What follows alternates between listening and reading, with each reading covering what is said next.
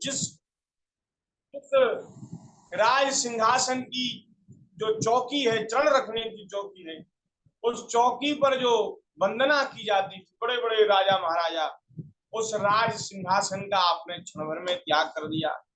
निश्चित रूप से आपका कल्याण होगा। हे परीक्षित जी, हम सब लोग तभी तक यहाँ तब तक यहीं रहेंगे जब तक आप भगवान के परम धाम में, जो शोक रहित है, जहाँ माया का प्रवेश नहीं है, जब तक आप भगवान के धाम नहीं चले जाते तब तक हम लोग आपका कल्याण करने के लिए यहीं रहेंगे। ऐसा महाराज ऋषियों ने निश्चय किया है। और उस समय महाराज श्री परीक्षित जी ने कहा कि आप जब यहाँ बैठे ही हैं तो क्यों ना यहाँ कुछ भगवान की चर्चा कर ली जाए।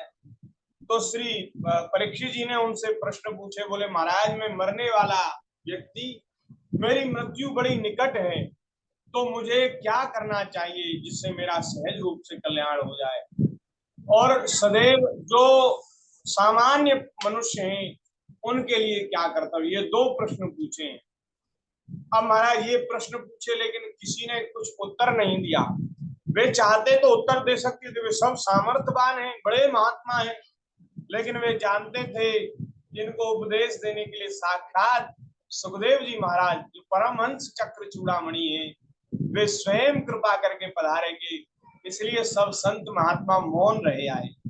और उसी सभा में जब सब ओर से परीक्षित जी को ब्राह्मण ऋषि मुनि महात्मा घेर करके बैठे हैं, उसी सभा में गंगा जी के तट पर श्री सुखदेव जी का आगमन हुआ। बोलिए सुखदेव जी महाराज की जय।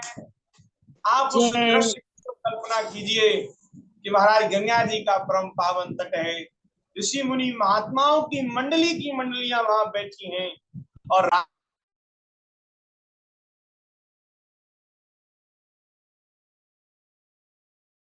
गंगा जी के तट पर आत्म कल्याण की इच्छा से, गंगा जी के तट पर आत्म कल्याण की इच्छा से और वहां बैठे हैं।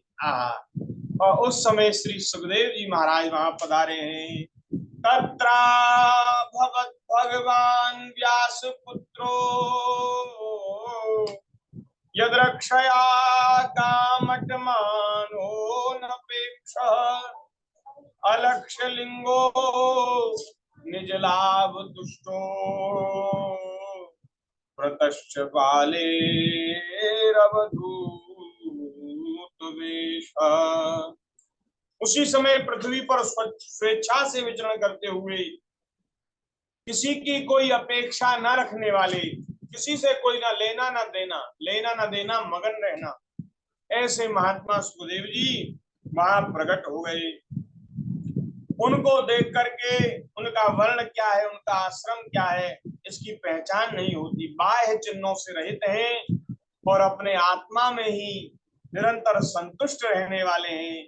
उनको महाराज बच्चों ने और स्त्रियों ने घेर रखा है। उनका वेश अवधूत का है, अवधूत का वेश है, लंगोटी लगाए हुए, पूरे शरीर पर मिट्टी लगी है, धूल लगी है, और महाराज विचरण करते हुए उनको, उनके साथ साथ छोटे छोटे बच्चे और कुछ स्त्रियां चली आ रही। स्त्रियां तो उनके स्वरूप पर मुग्ध होकर के चली आ रही हैं। उनका स्वरूप, सौंदर्य और उनके शरीर से एक दिव्य गंध, सुगंध निकल रही है, उस पर आकर्षित होकर के स्त्रियां उनके पीछे पीछे चली आ रही हैं। और महाराज छोटे छोटे बालक वे उनके साथ चले आ रहे हैं। बालकों को भी वे बड़े महाराज सुंदर लग रहे हैं, इसलिए चले आ रहे हैं। 16 वर्ष की अवस्था है, अत्यंत सुकुमार उनके अंग हैं, नेत्र बड़े बड़े हैं, नासिका कुछ ऊंची है, कान बराबर हैं, सुंदर भौहें, इनसे उनका मुख बड़ा शोभायमान हो रहा है। गला तो मानो सुंदर शंख के जैसा है। उस समय महाराज सुखदेव जी वहां पधारे हैं। सभी महात्मा परीक्षित जी के सहित खड़े हो गए, सबने उनको प्रणाम किया, उनका स्वागत सत्कार किया और सुंदर आसन पर, ऊंचे आसन पर उनको बैठने के लिए स्थान दिया है। उनकी शोभा ऐसे हो रही है जैसे तारों के बीच में चंद्रमा की शोभा होती है। तारों के बीच में जैसे चंद्रमा चमकते हैं, ऐसे ही सुखदेव जी की शोभा हो रही है। जब सुखदेव जी शांत भाव से बैठ गए तब महाराज भगवान के परम भक्त परीक्षित जी ने उनके समीप आकर के उनके चरणों में सिर रख करके प्रणाम किया और फिर खड़े होकर के हाथ जोड़कर नमस्कार किया और फिर उसके पश्चात बड़ी मधुर वाणी से उनसे यह पूछा। दो प्रश्न पूछे हैं, दो प्रश्न पूछे हैं उनसे। पहले उन्होंने बड़ी सुंदर बात कही है। परीक्षित उवाच अहो अद्य वयं ब्रह्मन् सत्सेव्याः छत्रबन्धवः कृपया तिथिरूपेण भवद्भिस्तीर्थका कृता।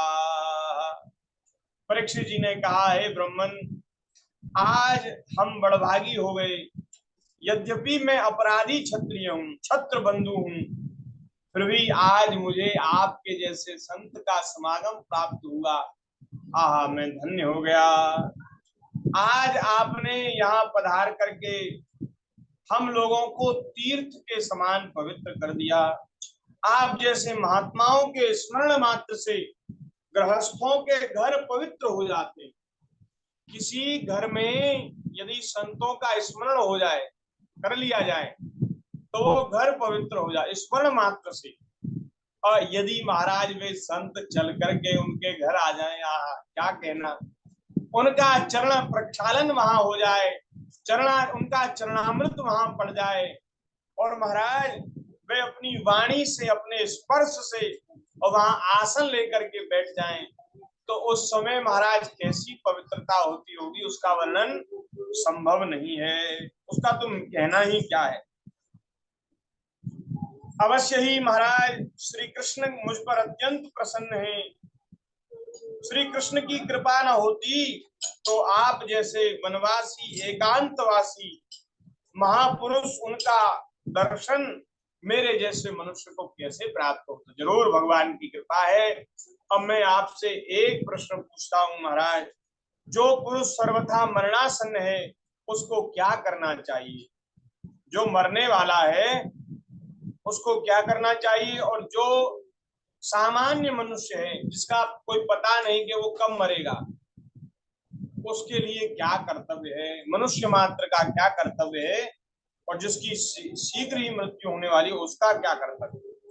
वे किसका श्रवण, किसका जप, किसका स्मरण, किसका भजन करें और किसका त्याग करें?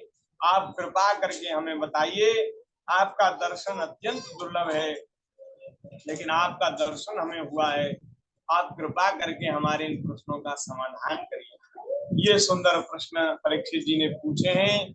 सुखदेव जी ने महाराज इन प्रश्नों का बड़ा आदर किया है। कहा है परियानेशते प्रश्न कृतो लोकहितं नप आत्मविसम्मतः पुंसां श्रोतव्यादिषु यः परः। सुखदेव जी ने बड़ा आदर किया है और कहा है, हे परीक्षित, तुम्हारे जो प्रश्न हैं ये बड़े सुंदर हैं, जगत का कल्याण करने वाले हैं।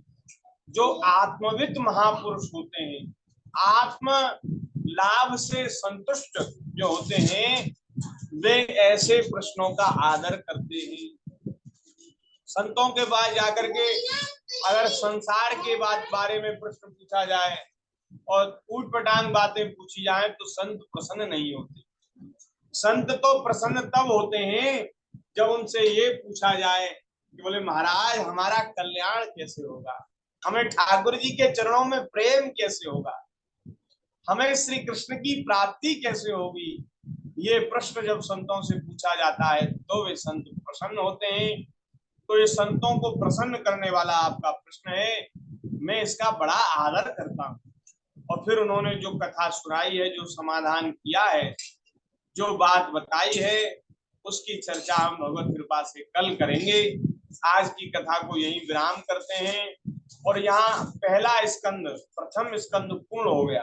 19 अध्याय वो पूरे हो गए। कल से द्वितीय स्कंद की, दूसरे स्कंद की चर्चा करेंगे। और यहाँ पहला स्कंद पूर्ण हुआ है। थोड़ी देर भगवान के नाम का कीर्तन कर लें। श्री कृष्ण गोविंद।